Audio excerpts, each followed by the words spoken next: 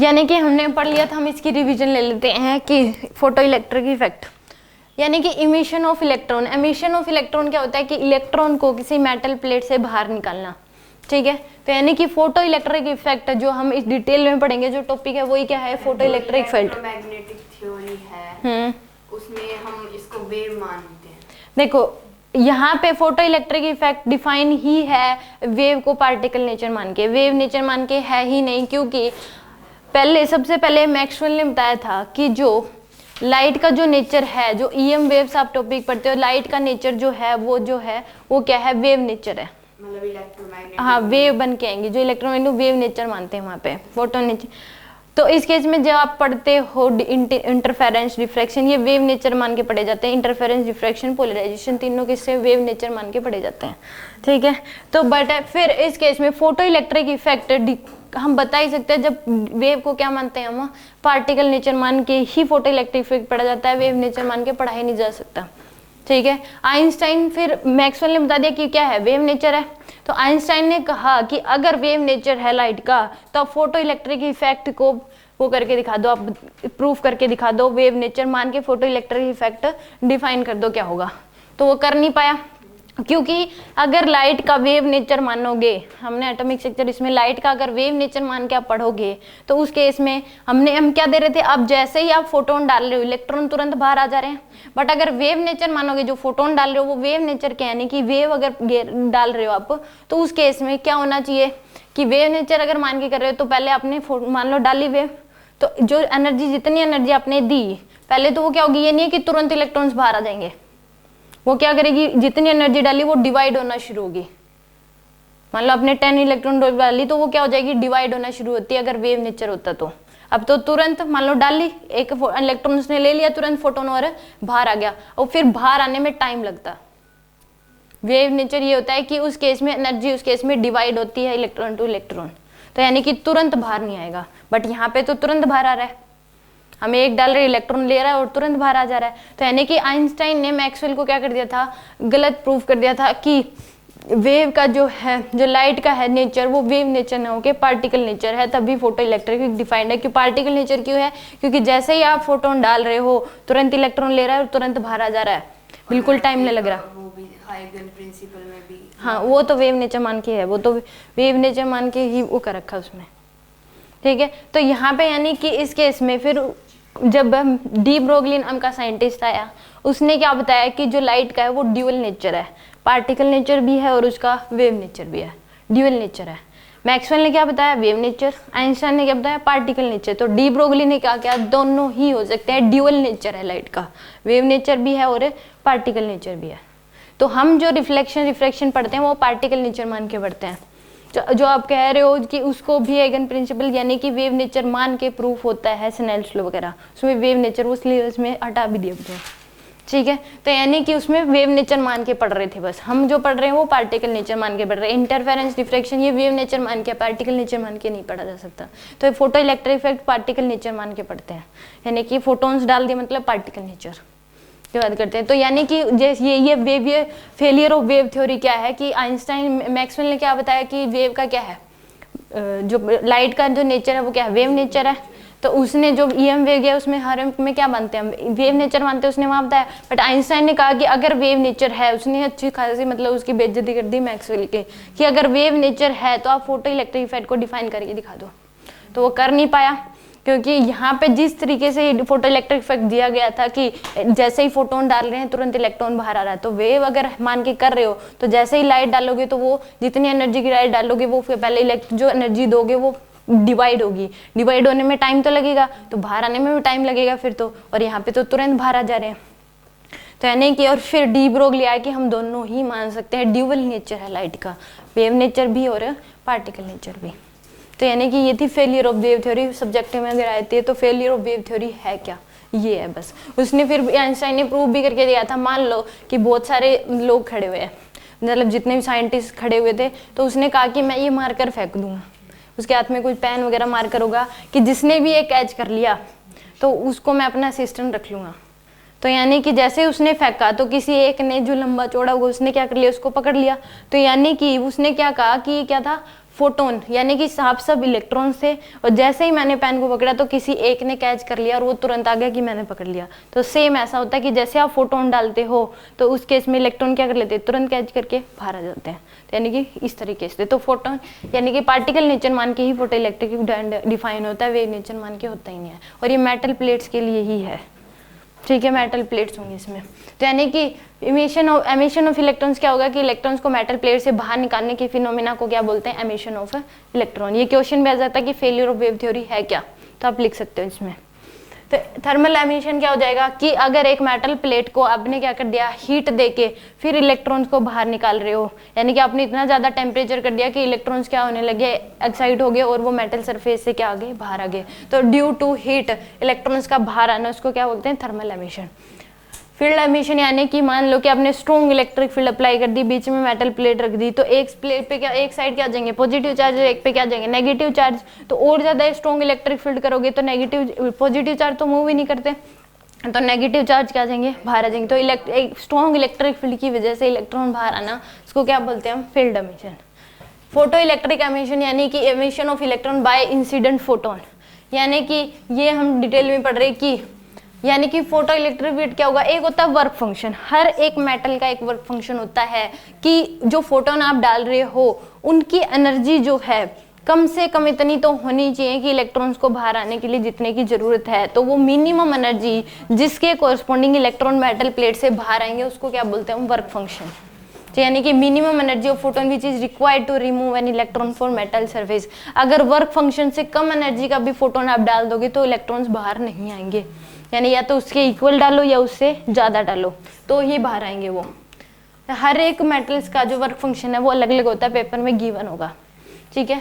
तो अब photo electric effect यानी कि इसमें क्या होगा कि आपने यहाँ पे इलेक्ट्रॉन से आपने फोटोन डाल दिए, मान लो आपने फोटोन डाल दिए 10 इलेक्ट्रॉन वोल्ट के, 100 फोटोन डाल दिए, तो एक इलेक्ट्रॉन एक फोटोन ले लेगा, तो वो भी क्या करेगा, एक इलेक्ट्रॉन, इसने एक फोटोन लिया 10 इलेक्ट्रॉन वोल्ट का, इसका वर्क फंक्शन मान लो क्या है 4 इलेक्ट्रॉन वोल्ट, तो यानी कि इसने 4 इलेक्ट्रॉन वोल्ट के बदले में तो क्या गया, ये बाहर आ गया, और बच गए कितने इसके पास 6, तो यानी कि कुछ काइनेटिक एनर्जी के साथ बाहर आ जाएगा, यानी कि 6 इलेक्ट्रॉन वोल्ट की काइनेटिक एनर्जी के साथ बाहर आ जाएगा। तो 100 फोटोन डाले तो 100 ही क्या आ जाएंगे, बाहर आ जाते हैं।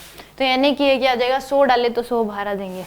ये आइडियल केस लेके देख रहे हैं, एक्चुअल में ऐसा नहीं होता है, एफिशिएंसी देखी जाती है, फिर एफिशिएंसी जितने बाहर आए जितने आपने डाले इनटू में 100, ठीक है। तो फोटो इलेक्ट्रिक इफेक्ट क्या होगा कि आपने जैसे फोटोन डाले, फोटोन जब डाले तो उस केस में जो फोटोन आपने डाले उनकी जो एनर्जी थी या तो इक्वल या फिर वर्क फंक्शन के इक्वल या उससे ज़्यादा होगी, तो इलेक्ट्रॉन्स क्या हो जाते हैं, मेटल प्लेट से बाहर जाते हैं। तो इस फिनोमिना को क्या बोलते हैं, फोटो इलेक्ट्रिक इफेक्ट, और जो इलेक्ट्रॉन्स बाहर आते हैं उनको क्या बोलते हैं, फोटो इलेक्ट्रॉन्स, ठीक है। इसमें कोई डाउट हो तो बताओ। अब यानी कि उसने जब फोटोन्स हम डाल रहे थे, यानी कि जो फोटोन्स की एनर्जी है वो 2 पार्ट्स में जा रही है, एक तो इसमें वर्क फंक्शन और एक काइनेटिक एनर्जी में। यानी कि वर्क फंक्शन से ज़्यादा अगर डाल रहे हो तो उतनी एनर्जी के बदले तो बाहर आ जाएगा, यानी कि एक्साइट हो जाएगा, और कुछ जो एक्स्ट्रा बच गई उतनी काइनेटिक एनर्जी के साथ बाहर आ जाता है इलेक्ट्रॉन। तो EP इक्वल टू क्या होगा, W plus kinetic energy max, यानी कि सबकी वैसे जनरली अलग अलग काइनेटिक एनर्जी, तो मैक्सिमम कितने से बाहर आता है वो देखते हैं। अब इसके क्वेश्चन की अगर 10 इलेक्ट्रॉन वोल्ट से डाला है, 6 इलेक्ट्रॉन वोल्ट का वर्क फंक्शन है, तो कितनी काइनेटिक एनर्जी से बाहर आ जाएगा, ये 4 इलेक्ट्रॉन वोल्ट। अगर 5 इलेक्ट्रॉन वोल्ट का वर्क फंक्शन है, काइनेटिक एनर्जी इतनी से बाहर है, तो कितना का डाला होगा, 9 इलेक्ट्रॉन वोल्ट का। अगर 12 इलेक्ट्रॉन वोल्ट की एनर्जी है, काइनेटिक एनर्जी कितनी है 7, तो कितने से बाहर आ जाएगा, ये 5 इलेक्ट्रॉन वोल्ट उसका क्या होगा, वर्क फंक्शन। अब देखो थ्रेशोल्ड फ्रीक्वेंसी क्या होती है कि E इक्वल टू क्या होता है, h न्यू। अगर जो एनर्जी हो, ये क्या EP क्या है, फोटोन्स की एनर्जी, अगर इस फोटोन्स की एनर्जी अगर वर्क फंक्शन के इक्वल ही हो जाए, मान लो वर्क फंक्शन 4 इलेक्ट्रॉन वोल्ट है, जो आप एनर्जी डाल रहे हो वो भी कितने की डाल रहे हो, 4 इलेक्ट्रॉन वोल्ट्स, तो उस केस में जो फ्रीक्वेंसी होगी इनकी फोटोन्स की, उस फ्रीक्वेंसी को क्या बोलते हैं, थ्रेशोल्ड फ्रीक्वेंसी।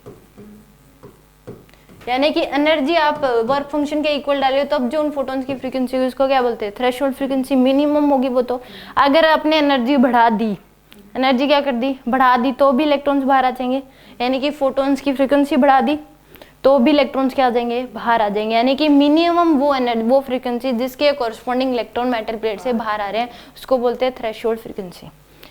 ठीक है, यानी कि E equal to H nu, तो थ्रेशोल्ड फ्रीक्वेंसी हो जाएगी W बाई एच।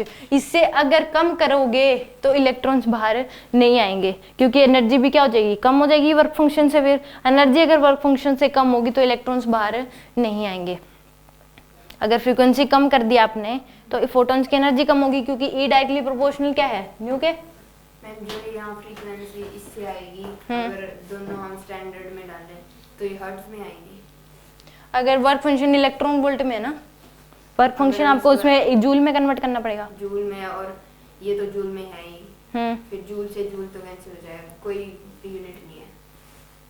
क्या है जूल में, एच की वैल्यू जूल में किसने कह दी, प्लैंक कांस्टेंट की यूनिट। इसकी यूनिट नहीं होती। प्लैंक कांस्टेंट की यूनिट क्या होती है, E equal to H nu से निकलती है, जूल पर सेकंड होती है। जूल पर सेकंड। और तो इसकी अगर आप कर दोगे तो ये जूल में इसकी यूनिट हो जाएगी जूल पर सेकंड, तो सेकंड में आ जाएगी आपके पास। फ्रीक्वेंसी की यूनिट सेकंड में होती है, सेकंड में आ जाएगी, सेकंड इनवर्स आएगी, सेकंड में आ जाएगी मतलब। और हम यहाँ पे इस क्वेश्चन में हर्ट्ज में है, वो तो क्वेश्चन डिस्कस करेंगे तब बता दूंगी आपको, ठीक है।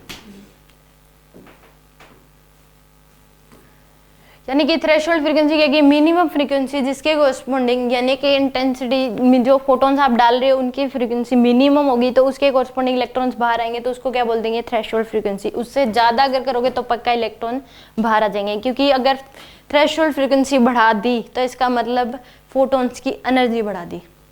फोटॉन्स की एनर्जी बढ़ा दी तो यानी कि एनर्जी क्या होगी, वर्क फंक्शन से ज़्यादा। तो वर्क फंक्शन से ज़्यादा होगी तो इलेक्ट्रॉन कुछ काइनेटिक एनर्जी के साथ बाहर आ जाएंगे, ठीक है। तो यानी कि फ्रीक्वेंसी, थ्रेशोल्ड फ्रीक्वेंसी के अगर इक्वल फोटोन डाले तो क्या आ जाएंगे, इलेक्ट्रॉन बाहर आ जाएंगे। उससे ज़्यादा के डाले तो भी बाहर आ जाएंगे, कम के डालोगे तो नहीं आएंगे, ठीक है। इस स्लाइड में कोई डाउट हो तो बताओ। Threshold wavelength, threshold wavelength E equal to क्या होगा, E इक्वल टू होता है hc by lambda, E equal to hc by lambda. तो यानी कि E equal to hc by lambda, तो यहाँ से अगर इसी को मैं वर्क फंक्शन के इक्वल कर लूँ, ये फोटॉन्स की एनर्जी, तो इस केस में hc बाई में इसको क्या बोल देंगे, थ्रेशोल्ड वेवलेंथ। तो यानी कि जब वर्क फंक्शन एनर्जी को वर्क फंक्शन के इक्वल कर रहे हो तब जो फोटॉन्स की वेवलेंथ है उसको क्या बोलते हैं, थ्रेशोल्ड वेवलेंथ। अब अगर मान लो ये आपने बढ़ा दी, वेवलेंथ बढ़ा दी, तो इसका मतलब फोटॉन्स की एनर्जी कम होगी, फोटॉन्स की एनर्जी कम होगी तो इलेक्ट्रॉन्स बाहर नहीं आएंगे। तो इसलिए मैक्सिमम वर्ड यूज करते हैं जब फोटॉन्स की एनर्जी जो है वर्क फंक्शन के इक्वल होगी तब, क्योंकि इनवर्सली प्रोपोर्शनल है, तो मैक्सिमम वेवलेंथ, यानी कि मैक्सिमम वेवलेंथ ऑफ फोटोन जिसके कोरस्पॉन्डिंग इलेक्ट्रॉन्स बाहर आ रहे हैं उसको क्या बोल रहे हैं, थ्रेशोल्ड वेवलेंथ। अगर उससे कम हुई तो इलेक्ट्रॉन बाहर आ जाएंगे, उससे ज़्यादा हुई तो नहीं आएंगे, ठीक है। इसकी वैल्यू क्या हो जाएगी, threshold wavelength E equal to hc by lambda, ठीक है। ये क्वेश्चन वर्क फंक्शन अगर दे रखा है तो इस केस में निकाल लेंगे। थ्रेशोल्ड वेवलेंथ जो होगी वो क्या हो जाएगी, lambda equal to hc by w। तो यानी कि h की वैल्यू 6.6 इंटू 10 की पावर माइनस 34 इंटू में c इंटू 10 की पावर 8 डिवाइड बाई में वर्क फंक्शन है 5, तो 5 इंटू जूल में कन्वर्ट कर लो 1.6 इंटू 10 की पावर 9। तो यानी कि ये मीटर में आ जाएगी आपके पास, क्योंकि SI में, इसकी भी SI में सॉरी -90, ये भी किस में होगी, अब SI में जूल में कन्वर्ट कर लिया, तो इसकी यूनिट किस में आ जाएगी आपके पास, मीटर में आ जाएगी, ठीक है। फ्रीक्वेंसी अगर निकालोगे तो न्यू इक्वल टू क्या हो जाएगा, W बाई एच, यानी कि W 5 इंटू में 1.6 इंटू 10 की पावर माइनस 19। तो ये जूल में कर लिया, इस ये भी किस में, SI में, तो ये SI में आ जाएगी सेकेंड यूनिट्स में। ये कितनी आ जाएगी आपके पास, H की वैल्यू 6.6 इंटू 10 की पावर माइनस 34 आ जाएगी आपके पास फ्रीक्वेंसी सेकेंड में। अब देखो इसमें भी निकालोगे तो सेम इसी तरीके से कर लोगे। अब देखो काइनेटिक मैक्सिमम वर्सेस न्यू का ग्राफ, तो EP इक्वल टू क्या होता है, W plus kinetic energy max, इसको H न्यू लिख लूँ मैं, तो यानी कि E equal to W plus kinetic energy max. तो काइनेटिक एनर्जी जो मैक्स होगी वो किसके इक्वल आ जाएगी, H nu by minus W, इसके इक्वल आ जाएगी, H न्यू माइनस W ये है, इसके इक्वल आ जाएगी। तो यानी कि ये क्या बन रहा है, स्ट्रेट लाइन ग्राफ की इक्वेशन बन गई, y equal to mx plus C, ये आ गया आपके पास। तो x पे तो क्या लिखोगी, ये स्लोप क्या हो जाएगा, h के इक्वल आ जाएगा और ये इंटरसेप्ट हो गया, ठीक है। तो यहाँ पे अब इसमें तो इसका ग्राफ कैसे बन जाएगा, ऐसे। अब कैसे सही है ग्राफ, म्यू की वैल्यू 0 पुट करो, काइनेटिक एनर्जी माइनस डब्ल्यू के इक्वल आ गई, तो यहाँ से आगे शुरू होगी। इसलिए अगर इसमें h की इसको 0 कर दोगे तो इसमें h न्यू इक्वल टू क्या आ जाएगा, w के, तो यानी कि न्यू इक्वल टू क्या आ जाएगा, w बाई h। यही किसके इक्वल वैल्यू आ गई, थ्रेशोल्ड फ्रीक्वेंसी के इक्वल। तो यानी कि यहाँ पे ये क्या है, थ्रेशोल्ड फ्रीक्वेंसी, काइनेटिक एनर्जी का इस टाइम 0। तो ऐसे ग्राफ बन जाएगा, आगे समझो। ये किसका ग्राफ हो गया, kinetic energy max versus lambda का ग्राफ। तो यानी कि H C by lambda equal to क्या हो जाएगा, W plus kinetic energy max. तो यहाँ से काइनेटिक एनर्जी जो मैक्स है वो किसके इक्वल आ जाएगी आपके पास, H C by lambda minus में डब्ल्यू, इसके इक्वल आ गई। तो यहाँ पे इसका ग्राफ कैसे बन जाएगा, इस तरीके से। अब इसका ग्राफ कैसे बन जाएगा, इस तरीके से बन जाएगा। यानी कि इसमें जब काइनेटिक एनर्जी को आप क्या करोगे, 0 कर दो, तो H C by lambda equal to क्या आ जाएगा, डब्ल्यू के। तो लेमडा की वैल्यू किसके इक्वल आ जाएगी, एच सी बाय में डब्ल्यू के। ये किसके इक्वल आ गई, थ्रेशोल्ड फ्रीक्वेंसी के, थ्रेशोल्ड वेवलेंथ के इक्वल। तो यानी कि यहाँ पे इसकी वैल्यू कितनी है, यहाँ पे थ्रेशोल्ड वेवलेंथ है तो इसकी value H C by W के इक्वल। अब काइनेटिक एनर्जी को अगर 0 कर दोगे, अगर इस लैम्डा को 0 कर दिया आपने, तो काइनेटिक एनर्जी किसके इक्वल आ जाएगी, माइनस डब्ल्यू के। तो ग्राफ इसलिए ऐसे नीचे बन गया, ठीक है। तो ऐसे कर्व ग्राफ बन जाएगा, इनवर्सली प्रोपोर्शनल है। यहाँ पे लैम्डा के क्या है, इनवर्सली प्रोपोर्शनल है, इसलिए ऐसे ग्राफ बनेगा रेक्टेंगुलर हाइपरबोला। नेगेटिव में पॉसिबल नहीं है काइनेटिक एनर्जी, इसलिए नीचे डॉटेड लाइन शो की गई है। आगे समझो। अब ये मुझे बताएगा कि अगर एक सोर्स ऑफ लाइट रखी हुई है और आपने क्या रख दी, मेटल प्लेट रख दी, ये डॉटेड क्या है, फोटोन्स दिखा रखे हैं, तो इसके ऊपर ज्यादा फोटोन पड़ेंगे कि, और एक ये 2d डिस्टेंस पे रखी हुई है, एक d डिस्टेंस पे, इस पे ज्यादा फोटोन पड़ेंगे। किस पे ज्यादा फोटोन पड़ रहे हैं, फर्स्ट वाले पे ज्यादा पड़ रहे हैं, यानी कि इंटेंसिटी ज्यादा है, नंबर ऑफ फोटोन ज्यादा, तो इंटेंसिटी भी क्या हो जाएगी, ज्यादा। इंटेंसिटी का मतलब है, आप सब शब्दों में, बड़े बड़े शब्दों में लिख लो, नंबर ऑफ फोटोन्स, ठीक है। फ्रीक्वेंसी का मतलब है काइनेटिक एनर्जी ऑफ फोटोन्स,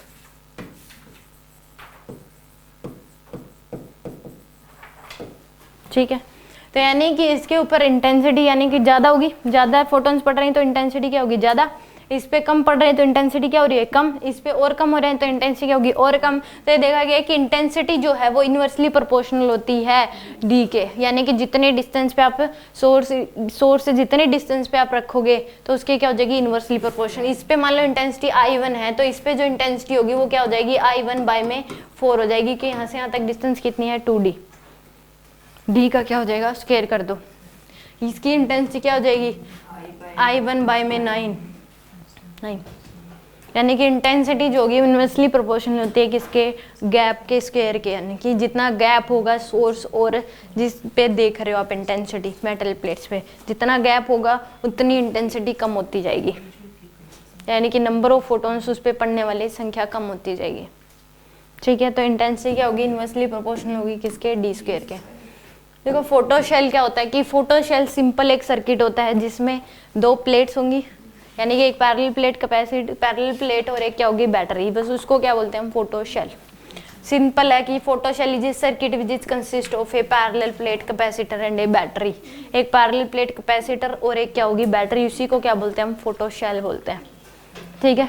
अब जैसे ही अपने यानी कि इसके क्रॉस पोटेंशियल डिफरेंस क्या था, वी नोड का, तो इसके क्रॉस वी नोड का पहले आप फोटोन नहीं डाल रहे थे, मान लो फोटोन आप इसके ऊपर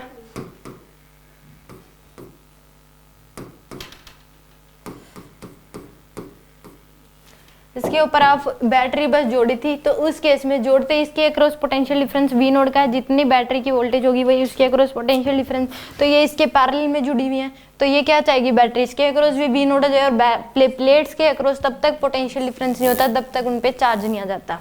तो ये क्या करेगी, इसके ऊपर प्लस क्यू चार्ज भेज देगी, जितना इसके ऊपर प्लस क्यू चार्ज आएगा बाय इंडक्शन इस पे क्या जाएगा, माइनस क्यू चार्ज। तो अब अपने यानी कि कैथोड जिसमें नेगेटिव चार्ज होती है, कैथोड मतलब नेगेटिव चार्ज। मैंने दोनों में फॉरवर्ड और उसमें बैकवर्ड लिया, रिवर्स, बैकवर्ड नहीं रिवर्स, रिवर्स। और जिस पे से मतलब इलेक्ट्रॉन निकल रहे हैं ना, वो रिवर्स का मतलब है पॉजिटिव प्लेट से निकलेंगे, फॉरवर्ड का मतलब है नेगेटिव प्लेट से निकलेंगे। सिंपल। अगर इसी को रिवर्स बायस बनाना चाह रहे हो आप, पहले ये फॉरवर्ड बायस है, इस पे फोटोन डाल दो, ये तो क्या होगी रिवर्स फॉरवर्ड बायस। अब फोटोन इस पे ना डाल के इस पे डालना शुरू कर दो, ये रिवर्स बायस है। करते तो जनरली बैटरी की जो प्लेट है उसको रिवर्स कर देते हैं। मतलब फिर वो कैथोड बन जाएगा। ये पॉजिटिवली चार्ज ही रहेगा, कैथोड क्यों बनेगा? ये तो रहेगा तो एनोड ही का, कैथोड क्यों बन जाएगा? इसके ऊपर माइनस क्यों निकलेंगे? तो आए तो प्लस क्यों का, ये तो कैथोड ये रहेगा, एनोड ही रहेगा। एनोड मतलब प्लस चार्ज, कैथोड मतलब नेगेटिव। हाँ, जिस पे पॉजिटिव चार्ज होगा, चाहे आप फोटोन किसी पे डाल लो, जिस पे पॉजिटिव होगा वही कैथोड होगा, वही एनोड होगा, और जिस पे नेगेटिव वही कैथोड। ये किसने कहा कि फोटोन दूसरी पे डालोगे तो वो कैथोड बन जाएगी? इमीटर प्लेट कैथोड नहीं है। नेगेटिव चार्ज का मतलब, कैथोड मतलब नेगेटिव चार्ज, एनोड मतलब पॉजिटिव चार्ज।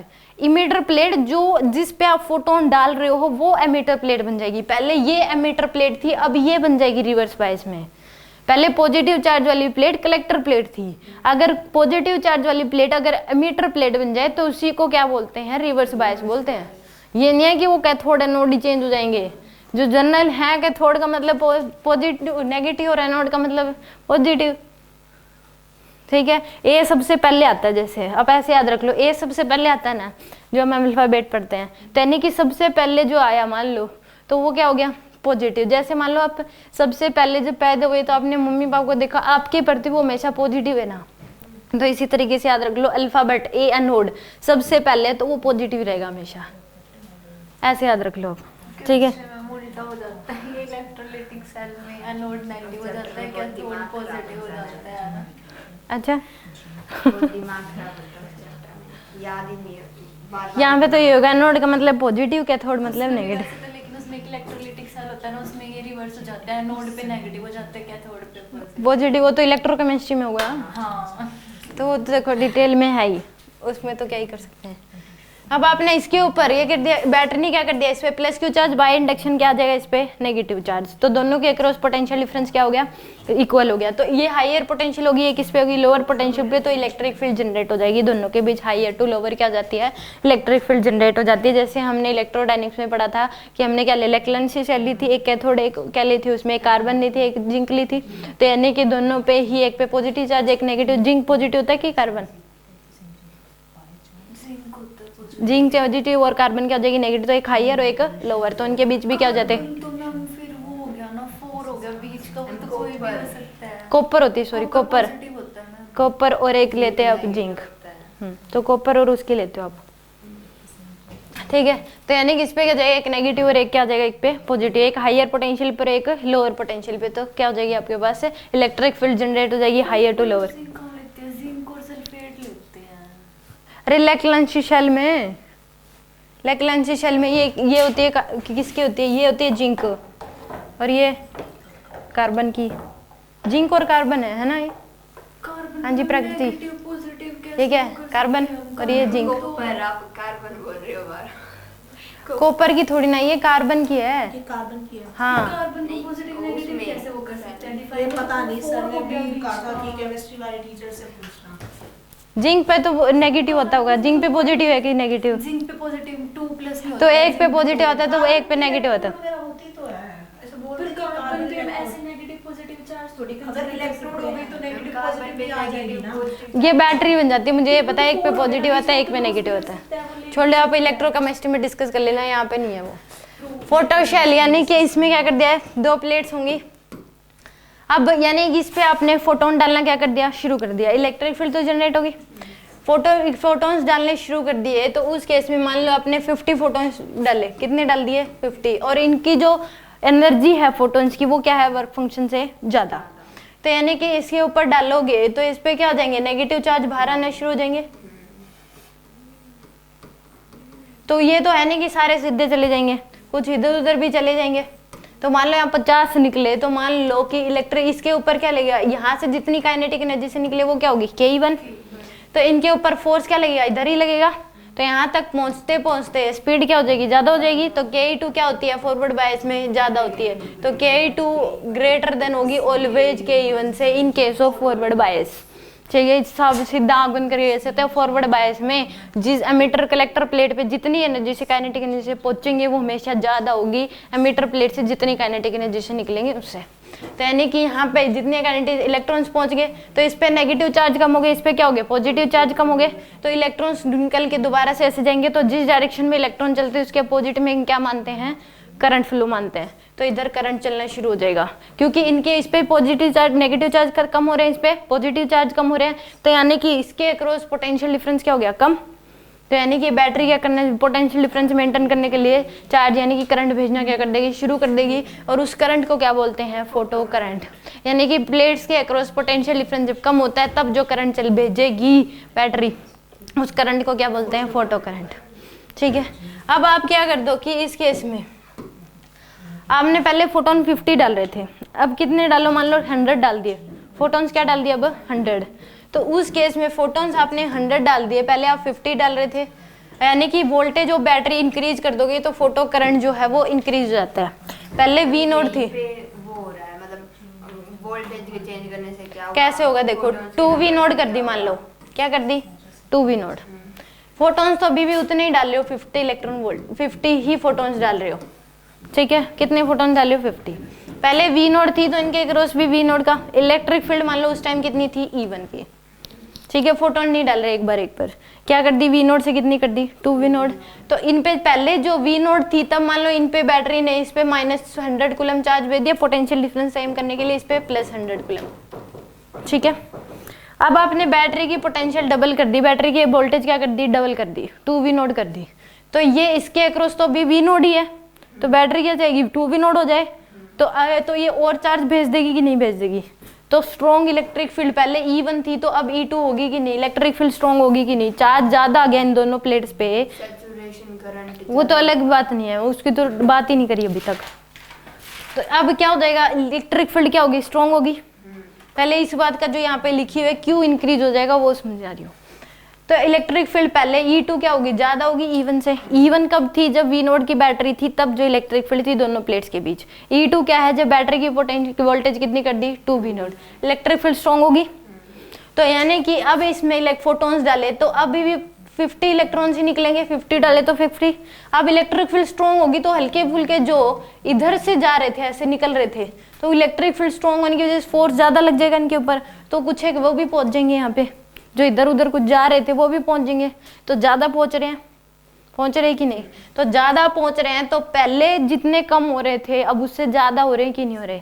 पहले 50 में से मान लो 30 पहुंच रहे थे, अब 35 पहुंचेंगे या नहीं, एक 4-5 और पहुंच जाएंगे इधर उधर से स्ट्रॉन्ग इलेक्ट्रिक फील्ड की वजह से। तो इस पे पहले 30 पहुंच रहे थे तो 30 का चार्ज कम हो गया, अब कितना चार्ज हो, 35 का। तो यानी कि चार्ज और कम हो गया तो इनके अक्रॉस पोटेंशियल और कम हुआ पहले के कंपैरिजन में। तो बैटरी जो है जो करंट चलाएगी पहले कंपैरिजन में ज्यादा चलाना पड़ेगा कि नहीं। तो यानी कि वो जो करंट चलाएगी वही फोटो करंट है। तो पहले जो था अब वोल्टेज बढ़ाने के बाद जो करंट चल रहा है वो ज्यादा है कि नहीं, तो इसीलिए फोटो करंट वोल्टेज के चेंज करने से बढ़ जाता है। अब आया समझ। तो यानी कि वोल्टेज बढ़ाओगे तो फोटो करंट भी क्या होता जाएगा, बढ़ता जाएगा। अब आपने 2V नोड से मान लो 4V नोड कर दी, पहले अब 2V नोड थी तो 35 पहुंच रहे थे, और यहाँ पे तो 30 पहुंच रहे थे, अब 40 कर दी तो 45 पहुंच जाएंगे कि नहीं, 45 पहुंच जाएंगे। कुछ और जो स्ट्रॉन्ग इलेक्ट्रिक फील्ड होगी, मान लो आप जा रहे थे, मैंने बताया था कि ये गली है तो उसमें आप पहले तो जा रहे थे तो कम बंदे जा रहे थे, फिर आपने जा रहे थे तो और ज्यादा हो गए, तो आप इधर उधर सीधा जाने की कोशिश कर रहे थे बट उन्होंने धक्का दिया तो आप और उधर चल गए जहाँ पे आपको जाना नहीं चाहिए था, समझ गए। तो इधर उधर जा रहे थे तो वो भी एक आधे हो लिए, और मान लो और ज्यादा बंदे आ गए उस गली में तो आप क्या हो गए, और ज्यादा इधर उधर जाओगे, धक्के और ज्यादा लगेंगे। तो इधर उधर जा रहे थे वो क्या हो जाएंगे, और इधर आ जाएंगे, तो यानी कि ज्यादा पहुंचेंगे। तो ज्यादा और तेजी से कम होगा पोटेंशियल डिफरेंस, तो बैटरी ज्यादा करंट भेजेगी कि नहीं, तो करंट और बढ़ जाएगा। तो अब 45 पहुंचे। अब मान लो आपने 5V नोड कर दी, कितनी कर दी, 5V नोड, तो अब इलेक्ट्रिक फील्ड और ज्यादा स्ट्रॉन्ग होगी, तो अब सारे ही पहुंच जाएंगे कि नहीं। 50 निकले थे, 50 के 50 पहुंच गए। तो अब करंट जो चलाएगी उसका मैक्सिमम करंट की फोटो करंट की वैल्यू को क्या बोलते हैं, सैचुरेशन करंट बोलते हैं। समझ में आ गया? अब सैचुरेशन करंट क्या होता है कि जब जितने फोटॉन्स निकले उतने के उतने पहुंच जाए, इलेक्ट्रॉन्स निकले उतने के उतने पहुंच जाए, तब जो बैटरी करंट भेजेगी उस करंट की मैक्सिमम, उस फोटो करंट की मैक्सिमम वैल्यू को सैचुरेशन करंट बोलते हैं। समझ आया? यानी कि सैचुरेशन करंट क्या होगा? Maximum value of photo current is called saturation current. अब इंटेंसिटी ऑफ लाइट अगर इंक्रीज कर दोगे तो अगर फोटो करंट पे जो है वो भी क्या हो जाएगा? इंक्रीज हो जाएगा। क्यों? पहले तो इंटेंसिटी बढ़ा दी, मतलब नंबर ऑफ फोटॉन्स की संख्या बढ़ा दी। पहले 50 डाल रहे थे, अब कितने कर दिया आपने? 100 कर दिए। 50 डाल रहे थे, अब कितने कर दिए? 100 कर दिए। तो यानी कि पहले 50 में से 30 पहुंच रहे थे, अब निकलेंगे ही ज़्यादा तो पहुंच भी ज़्यादा ही जाएंगे। तो यानी कि ज़्यादा पहुंच रहे हैं पहले कंपैरिजन में, तो बैटरी करंट भी क्या करेगी? ज़्यादा चलेगी।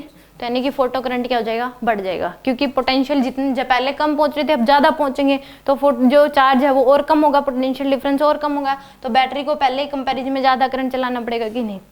तो वो करंट क्या होगी? फोटो करंट क्या हो जाएगा? बढ़ जाएगा। उसमें सैचुरेशन करंट भी बढ़ेगा। किसमें? सैचुरेशन करंट है क्या? सैचुरेशन करंट है ही नहीं कुछ, फोटो करंट की मैक्सिमम वैल्यू को ही सैचुरेशन करंट बोल रहे हैं।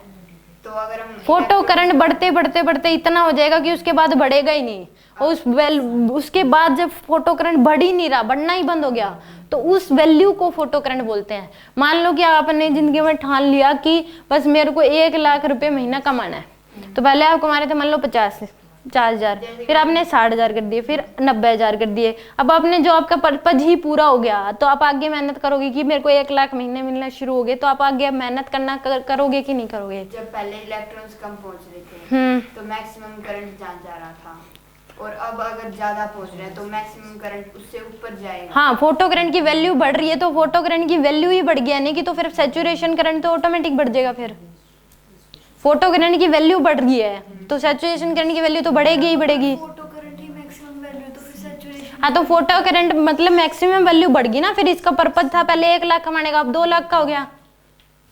वैसे तो पलट रहा है मैम ये।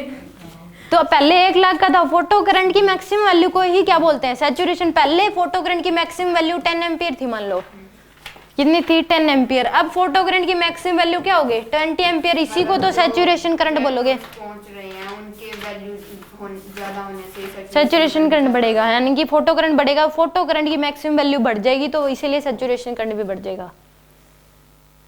समझ में गया? पहले तो 10 ही था। फोटॉन्स पे डिपेंड कर रहा है। क्या कह रहे हो? हाँ, जितने फोटॉन आप डालोगे, जितने फोटोन डालोगे उन पे डिपेंड करेगा। वोल्टेज बैटरी की वोल्टेज पे डिपेंड करेगा। फोटो करंट मैंने बताया था वोल्टेज बैटरी की वोल्टेज पे डिपेंड करता है, इंटेंसिटी पे डिपेंड करता है, तीसरा प्लेट्स के एरिया पे डिपेंड करता है, और इनके बीच के गैप पे डिपेंड करता है। यानी कि पहले मैक्सिमम वैल्यू फोटो करंट की 10 थी, अब 20 होगी। करंट के बहुत सारे ऑप्शंस हैं। तो यानी कि फोटो करंट की मैक्सिमम वैल्यू 10 थी, तो अब क्या होगी? वो 20 होगी। तो यानी कि सैचुरेशन फोटो करंट बढ़ गया तो मैक्सिमम वैल्यू फोटो करंट की बढ़ गई, तो सैचुरेशन करंट तो बढ़ ही गया।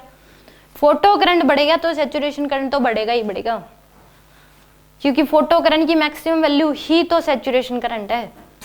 अब इसका पर्पज तो बदल ही रहा है। इसने पहले तो सोचा था 1 लाख ही कमाऊंगी मैं, अब इसका पर्पज 1 लाख तो आ ही गए, बस 2 लाख कमा लो, तो इसका पर्पज चेंज हो गया, तो इसकी मैक्सिमम वैल्यू भी तो चेंज होगी कमाने की। पहले 1 लाख थी, अब 2 लाख होगी। तो इसी प्रकार फोटो करंट की वैल्यू पहले 10 एम्पियर थी, अब कितनी होगी? 20। आगे समझ। फ्रीक्वेंसी बढ़ाने से क्या फोटो करंट बढ़ेगा? कोई इफेक्ट नहीं पड़ता। क्यों? क्योंकि काइनेट एनर्जी पहले आपने जितने फोटोन, मान लो 50 फोटोन डाल रहे थे, तो वो 50 फोटोन्स जो डाल रहे थे आप, उनकी जो एनर्जी थी मान लो 10 इलेक्ट्रॉन वोल्ट थी। कितनी थी? 10 इलेक्ट्रॉन। अब इन्हीं की कितनी कर दी आपने? 20 इलेक्ट्रॉन वोल्ट कर दी। तो यानी कि निकलेंगे काइनेटिक एनर्जी ज्यादा से निकलेंगे, बस दोनों काइनेटिक एनर्जी निकलने की काइनेटिक एनर्जी बढ़ जाएगी। संख्या तो उतनी ही होगी, जितने जा रहे थे उतने ही जाएंगे। पर्सन थोड़ी ना बढ़ाया आपने, आप चल रहे थे, बस आपने स्पीड ज्यादा कर दी, बस छूट रही है, जल्दी जल्दी चलने लग गया आप। तो यानी कि स्पीड क्या होगी? ज्यादा हो जाएगी। Ke1 बढ़ जाएगा, Ke2 भी बढ़ जाएगा। तो यानी कि फोटो करंट पे तो वो तो भी इतना ही चलेगा, पहले जितने पहुंच रहे थे अब भी उतने ही पहुंचेंगे। तो पोटेंशियल डिफरेंस इनके अक्रॉस उतना ही कम होगा, तो बैटरी उतना ही करंट चलाएगी, तो फोटो करंट पे कोई इफेक्ट नहीं पड़ेगा। लीकेज करंट क्या होता है कि बैटरी ही हटा दिया आपने, तो इसके ऊपर ये न्यूट्रल है, ये भी क्या है? न्यूट्रल प्लेट थी। जितने पॉजिटिव इस पे भी, इस पे उतने ही नेगेटिव, इस पे भी जितने पॉजिटिव उतने ही नेगेटिव। आपने फोटोन डालना शुरू कर दिए, तो इसमें क्या होगा? इलेक्ट्रॉन्स बाहर आएंगे, बाहर आएंगे कि नहीं? तो इस पे क्या हो जाएगा? Plus Q charge. अब इलेक्ट्रॉन्स निकले तो कुछ एक तो इधर उधर जा रहे थे वो तो जाएंगे ही, जो सीधे जा रहे थे वो तो क्या हो गया, पहुंच जाएंगे, क्योंकि अब इलेक्ट्रिक फील्ड तो है ही नहीं इनके बीच, इलेक्ट्रिक फील्ड तो है ही नहीं, क्योंकि बैटरी नहीं है, इलेक्ट्रिक फील्ड है नहीं, क्योंकि दोनों ही न्यूट्रल थी। तो जो सीधे जा रहे थे वो तो पहुंच ही जाएंगे, तो इस पे क्या आ जाएगा, माइनस क्यू चार्ज आ जाएगा। तो जितने काइनेटिक एनर्जी से निकले उतनी से ही क्या हो जाएंगे, पहुंच जाएंगे। यहाँ पे जो Ke1 होगी वो क्या होगी, इक्वल होती है Ke2 के। Ke1 किसके इक्वल हो जाएगी, Ke2 के, जितनी से, क्योंकि इलेक्ट्रिक फील्ड है ही नहीं तो उनके ऊपर कोई अपोज करने वाला नहीं, उनकी स्पीड कम करने वाला कुछ कोई है ही नहीं, तो यानी कि क्या हो जाएगा, जितनी से निकले उतनी से ही पहुंच जाएंगे। ये पूछा जाता है कि लीकेज करंट की अगर बात करते हैं तो जो Ke1 और Ke2 यानी कि जो जितनी काइनेटिक एनर्जी से निकलेंगे और जितनी से पहुंचेंगे, क्या दोनों सेम होती है, तो आप कहोगे हाँ दोनों सेम होती हैं। साफ सब शब्दों में नोट करके लिख लो इस बात को, Ke1 इक्वल होगा हमेशा Ke2 के, दोनों की काइनेटिक एनर्जी क्या होगी, सेम होगी, जितनी से निकलेंगे और जितनी से पहुंचेंगे। तो इस केस में फिर इस पे क्या आ गया, प्लस क्यू चार्ज, इस पे क्या आ गया, माइनस क्यू चार्ज, और तुरंत फिर इसके प्लस क्यू माइनस क्यू, तो इससे प्लस क्यू निकल के क्या हो जाएगा, एक रास्ता मिल गया चार्ज को फ्लो करने का, तो यानी कि इस पे क्या हो जाएगा, प्लस क्यू चार्ज आएगा, दोबारा से क्या कर देगी, इसको न्यूट्रल हो जाएगा। तो करंट तो अभी भी चल ही रहा है, माइनस क्यू जाएगा, उसके अपोजिट में हम मानते हैं जितना, मान लो यहाँ से निकल के माइनस क्यू जाएगा, हम ये कह सकते हैं कि उतना यहाँ से निकल के प्लस क्यू चला गया, हम रिवर्स मान सकते हैं। बात तो वही की है कि हमने यहाँ से 2 कूलम चार्ज निकल के यहाँ पे गया -2 कूलम, ये मान ले यहाँ से +2 कूलम निकल के यहाँ पे चला गया, क्योंकि जिस डायरेक्शन में इलेक्ट्रॉन फ्लो करते हैं उसके अपोजिट में हम क्या मानते हैं, साइंटिफिकली नहीं मानते हैं, बस कि जितना तो लिखा गया है, जितना कि जिस डायरेक्शन में करंट मूव करते हैं उसके अपोजिट में हम चार्ज मानते हैं। कि ऐसा कह दो कि मतलब यहाँ से 2 कूलम निकले, यहाँ से 2 कूलम -2 कूलम निकल के इस प्लेट पे गए, या फिर कह दो यहाँ पे +2 कूलम निकल के यहाँ पे गए, फाइनली सिचुएशन तो वही क्रिएट होनी है, यहाँ पे -2 कूलम कम हो जाएगा, यहाँ पे +2 कूलम कम हो जाएगा, सिचुएशन तो वही है। तो हम मानते ही हैं कि जिस डायरेक्शन में करंट इलेक्ट्रो चार्ज फ्लो करता है, नेगेटिव चार्ज फ्लो करता है, उसके अपोजिट में हम करंट का फ्लो मानते हैं। तो ये क्या हो जाएगा, आई की वैल्यू अभी भी क्या चल रही है, तो इस करंट को क्या बोलेंगे, लीकेज करंट। और इस टाइम इसमें कोई जैसे ही फोटोन डालना बंद, दोबारा से क्या हो जाएंगे, ये न्यूट्रल हो जाएंगे, फिर फोटोन डालोगे, इस पे प्लस क्यू आ जाएगा, इस पे माइनस क्यू, फिर से ये करंट चलना शुरू हो जाएगा, फिर ये दोबारा से न्यूट्रल हो जाएंगे। तो यानी कि बैटरी ना होते हुए भी जो करंट चलेगा उसको क्या बोलते हैं, लीकेज करंट। लीकेज करंट होता क्या है, पहला क्वेश्चन ये आएगा। दूसरा क्वेश्चन, जो जितनी काइनेटिक एनर्जी से निकल रहे हैं और जितने पहुंच रहे हैं उनमें क्या रिलेशन होगा, दोनों इक्वल होंगे, क्या इलेक्ट्रिक फील्ड होगा, नहीं होता। 3 बात ये पूछता है, आगे समझ। एक होता है केस ऑफ रिवर्स बायस, पहले बैटरी जो आप जोड़ रहे थे वो ऐसे थी, ऐसे थी, यहाँ पे एक प्लेट और एक प्लेट, इस पे माइनस क्यू, इस पे क्या था प्लस क्यू, बैटरी की वो क्या कर दिया आपने, पोलैरिटी चेंज कर दी, तो इस पे क्या गया प्लस क्यू, इस पे क्या गया माइनस क्यू। फोटोन अभी भी उसी पे डाल रहे हो आप, चाहे पीछे वाले क्वेश्चन में बैटरी की पोलैरिटी चेंज ना करके फोटोन इस पे डालना शुरू कर दो, वो भी क्या होगा, केस ऑफ रिवर्स बायस।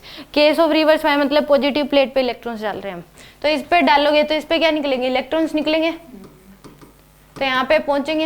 अब इलेक्ट्रिक फील्ड तो है ही इनके बीच, तो यहाँ पे अब यहाँ से जितनी काइनेटिक एनर्जी से निकले, अब फोर्स क्या लगेगा, इस पे इधर लगेगा, तो ये क्या होगी, काइनेटिक एनर्जी को क्या करेंगे, ये कम करेंगे, तो यहाँ पे जो पहुंचेगी वो क्या होगी, कम होगी। केस ऑफ रिवर्स बायस में जितनी काइनेटिक एनर्जी से पहुंचते हैं वो लेस देन होती है जितनी काइनेटिक एनर्जी से इलेक्ट्रॉन निकले, ठीक है। तो यानी कि अब इस पे भी क्या हो गया, प्लस क्यू चार्ज इंक्रीज हो रहा है, इस पे भी क्या हो रहा है, माइनस क्यू चार्ज इंक्रीज हो रहा है, तो इनके क्रॉस पोटेंशियल डिफरेंस इंक्रीज हो रहा है। तो ये क्या करेगी, बैटरी क्या करेगी, मेरे से ज्यादा पोटेंशियल डिफरेंस कैसे, तो इसके क्रॉस V0 था, इनके क्रॉस क्या होगी, V0 से ज्यादा, तो ये क्या कर लेगी, चार्ज खींचना शुरू कर देगी। तो यहाँ से मान लो यहाँ से निकल के यहाँ पे आए, तो ऐसे इलेक्ट्रॉन्स इधर आ गए, तो उसके अपोजिट में क्या मानोगे, करंट, तो यहाँ से प्लस क्यू चार्ज निकल के इस पे बैठ गया ऐसे, तो करंट अभी भी इसी डायरेक्शन में चल रहा है।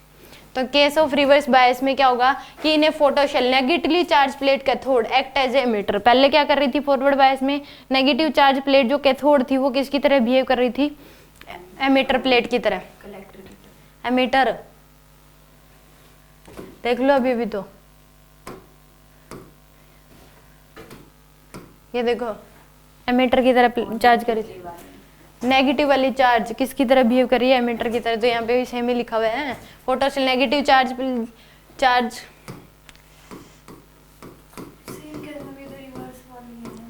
अरे ये कह रही थी यहाँ पे ये पॉजिटिव एक एनोड बोल रही थी इसको। फॉरवर्ड वाली के में लिख रखा, मुझे लगा ये रिवर्स वाली में दिख रहा है। इन्हें photo cell when negatively charge plate cathode act emitter plate, तो उसको क्या बोलते हैं फॉरवर्ड बायस। और जब यही पॉजिटिवली चार्ज प्लेट किसी एक एनोड जो है वो एमीटर प्लेट की तरह बिहेव करेगी तो उसको क्या बोलेंगे कैथोड रिवर्स बायस। ठीक है, तो तभी तो अलग अलग शब्दों में लिखा, आप तो समझ लेते हैं। वो तो समझाने के लिए डिफरेंस क्या है दोनों में समझाने के लिए इकट्ठा लिख दिया, तभी तो ब्लैक ब्लैक करा, वरना इसको भी ऐड कर देते आप तो भाई समझ लेते, पता नहीं क्या लिख दिया ये। समझ आ गया केस ऑफ रिवर्स बायस क्या होगा। अब इसमें तो क्या होगा, इसमें जो इलेक्ट्रॉन्स निकलेंगे फॉरवर्ड बायस में फोर्स भी इधर ही लगेगा, तो काइनेटिक एनर्जी जितनी यहाँ पे थी उस यहाँ पे जितनी से पहुंचेंगे वो ज़्यादा होगी। और हमने पढ़ा था कि दो अगर प्लेट्स हैं उनके बीच पोटेंशियल डिफरेंस अगर v का है तो यहाँ से अगर चार्ज जाएगा और यहाँ तक पहुँचेगा तो उसकी काइनेटिक एनर्जी या तो बढ़ जाएगी या क्या हो जाती है, घट जाती है। कितनी बढ़ जाती है, qv के इक्वल बढ़ जाती है, qv के इक्वल घट जाएगी। तो इसमें क्या हो रही है, बढ़ रही है, तो ke2 क्या हो जाएगी ke1 प्लस में ev। और इसमें रिवर्स बायस में ke2 घट जाएगी तो वो कितनी हो जाएगी ke1 माइनस ev। इसके क्वेश्चन इसमें ये पूछा गया है कि वर्क फंक्शन 4 इलेक्ट्रॉन वोल्ट के इक्वल है, एनर्जी कितने से डाल रहे हो 10 इलेक्ट्रॉन वोल्ट से, तो ke1 क्या हो जाएगी 6 इलेक्ट्रॉन वोल्ट, तो ke2 इतनी बढ़ जाएगी, फॉरवर्ड बायस में 9 इलेक्ट्रॉन वोल्ट हो जाएगी। तो जितनी वोल्टेज होगी इस ई से मल्टीप्लाई करके ऐड कर दो, इसमें कितनी आ जाएगी 6 इलेक्ट्रॉन वोल्ट, तो कितनी आ जाएगी 10 इलेक्ट्रॉन वोल्ट, इसमें 9 इलेक्ट्रॉन वोल्ट कितनी हो जाएगी 14 इलेक्ट्रॉन वोल्ट। ठीक है, इसमें रिवर्स बायस में कितनी ke1 क्या हो जाएगी 6 इलेक्ट्रॉन वोल्ट, 6 इलेक्ट्रॉन वोल्ट, तो यहाँ पे जो पहुंचेंगे तो 3 इलेक्ट्रॉन वोल्ट से कम होगी, इसमें 6 इलेक्ट्रॉन वोल्ट तो 2 इलेक्ट्रॉन वोल्ट से पहुंचेंगे, और ये 9 इलेक्ट्रॉन वोल्ट कितने से पहुंचेंगे 4 इलेक्ट्रॉन वोल्ट से। रिवर्स बायस में कम हो जाती है, फॉरवर्ड बायस में बढ़ जाती है। कट ऑफ वोल्टेज की मान लो कि आपने क्या कर दिया कि इसमें पहले जो इसकी बैटरी पोटेंशियल क्या थी वी नोड, अब आपने क्या कर दिया इसको 2v नोड कर दिया, तो इलेक्ट्रिक फील्ड स्ट्रॉन्ग होगी कि नहीं, इलेक्ट्रिक फील्ड स्ट्रॉन्ग होगी। मान लो पहले यहाँ से निकल रहे थे वो 10 इलेक्ट्रॉन वोल्ट की एनर्जी से निकल रहे थे, तो यहाँ पे जब v नोड की थी और पहुंच रहे थे मान लो 8 इलेक्ट्रॉन वोल्ट से, 8 इलेक्ट्रॉन वोल्ट की पहुंच रही थी, कम होगी। अब आपने v नोड से क्या कर दी 2v नोड कर दी, तो इलेक्ट्रिक फील्ड और स्ट्रॉन्ग होगी, फोर्स और ज़्यादा लगेगा, तो यहाँ पे निकले 10 से तो यहाँ से और कम काइनेटिक एनर्जी से पहुंचेंगे कि नहीं, तो मान लो 6 इलेक्ट्रॉन वोल्ट से पहुंच गए। आपने अब इसको क्या कर दिया मान लो 4v नोड कर दिया, कितना कर दिया 4v नोड, तो अब 6 से पहुंच रहे थे जब 2v नोड थे 6 से पहुंच रहे थे, तो अब कितने से पहुंचेंगे वो मान लो 4 इलेक्ट्रॉन वोल्ट से पहुंच गए, और कम हो जाएगी उनकी एनर्जी।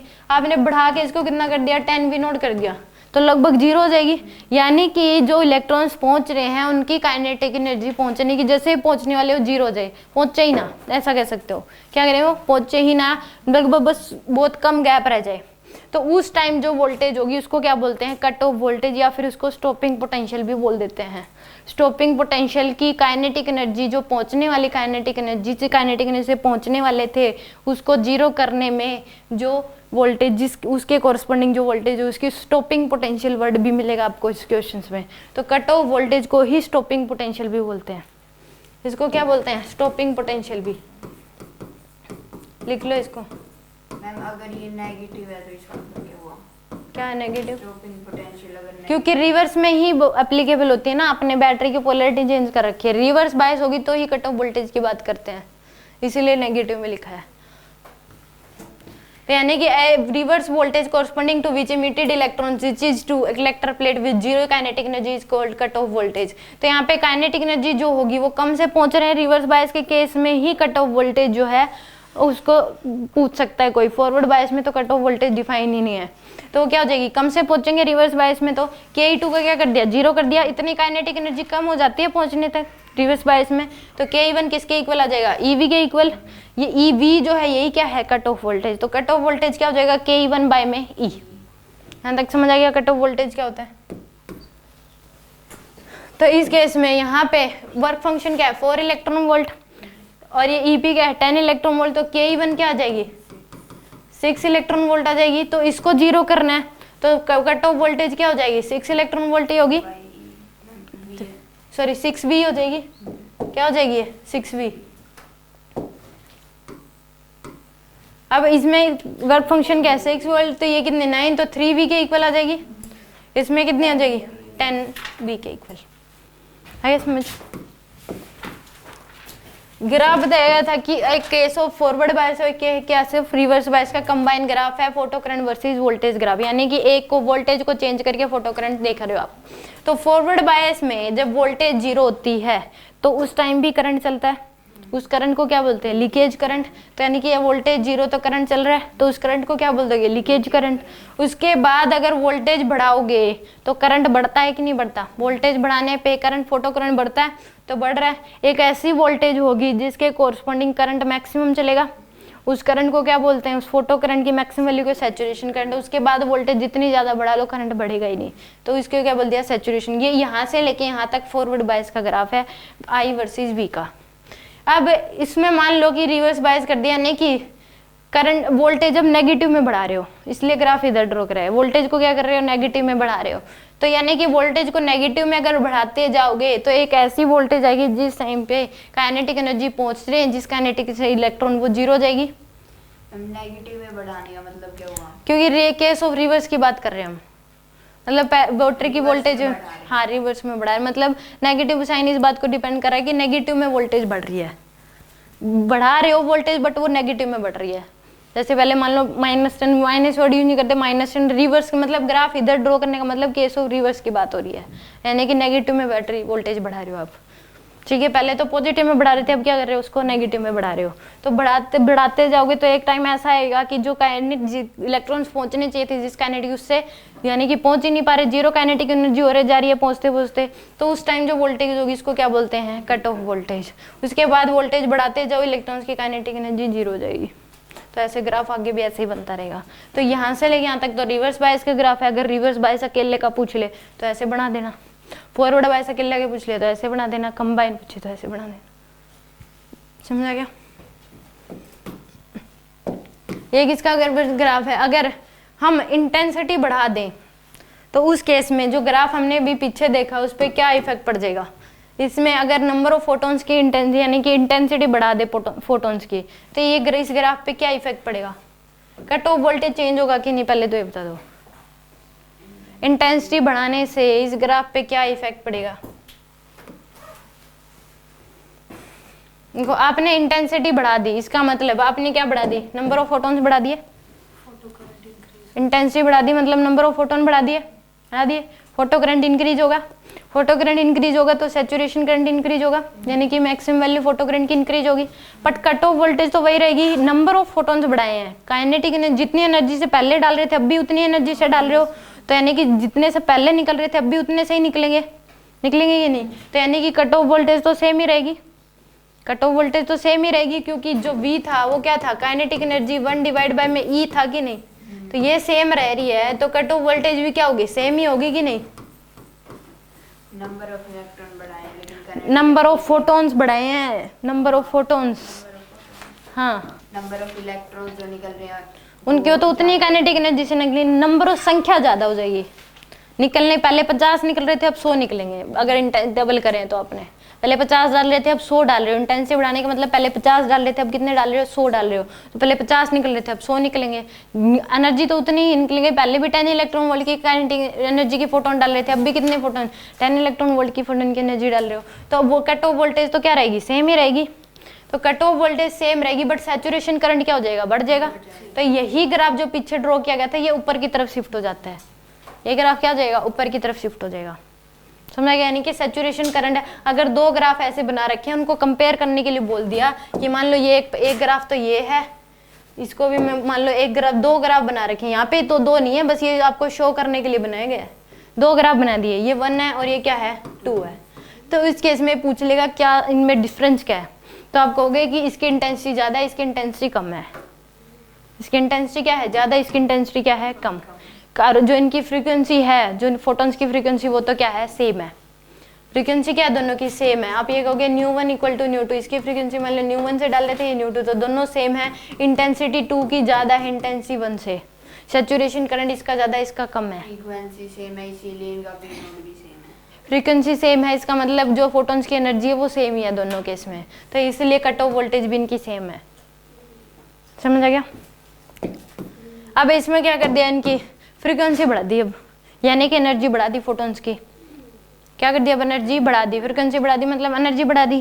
तो पहले जितनी काइनेटिक एनर्जी से निकल रहे थे अब उससे ज़्यादा काइनेटिक एनर्जी से निकलेंगे, निकलेंगे कि नहीं, पहुंचेंगे तो उतना ही पर ज़्यादा काइनेटिक एनर्जी पहुंचेंगे। पहले भी 50 डाल रहे थे अब भी 50 डाल रहे हो, पहले 50 जो डाल रहे थे हर एक की जो एनर्जी थी वो 10 इलेक्ट्रॉन वोल्ट है, अब जो 50 डाल रहे हो अब भी 50 ही डाल रहे हो बट उनकी एनर्जी क्या है 20 इलेक्ट्रॉन वोल्ट। एनर्जी बढ़ा दी तो निकलने जितने काइनेटिक एनर्जी से पहले निकल रहे थे उससे ज़्यादा काइनेटिक एनर्जी से निकलेंगे और वहाँ पे पहुंचेंगे तो ज़्यादा काइनेटिक एनर्जी से पहुंचेंगे। तो उस केस में सॉरी पहुंचेंगे तो कम काइनेटिक, उसके पहले की कंपैरिजन में क्या हो जाएगी, कम हो जाएगी रिवर्स बायस के केस में। तो इस केस में कट ऑफ वोल्टेज भी क्या हो जाएगी, बढ़ जाएगी। कट ऑफ वोल्टेज क्या था, काइनेटिक एनर्जी जितने से निकल रहे थे उसको जीरो करना, जितने से निकल रहे थे उसको जीरो करना। तो यानी कि उसको जीरो करना तो वो वोल्टेज भी हमें क्या करनी पड़ेगी, बढ़ानी पड़ेगी। Ke1 तो पहले से ज्यादा हो जाएगी। हाँ Ke1 ज्यादा हो जाएगी तो कट ऑफ वोल्टेज ज्यादा हो जाएगी। V कट ऑफ क्या था, Ke1 डिवाइड बाय में E, ये ज्यादा होगी, ये क्या होगी, ज्यादा होगी। तो ये भी तो क्या होगी, ज्यादा ही हो जाएगी।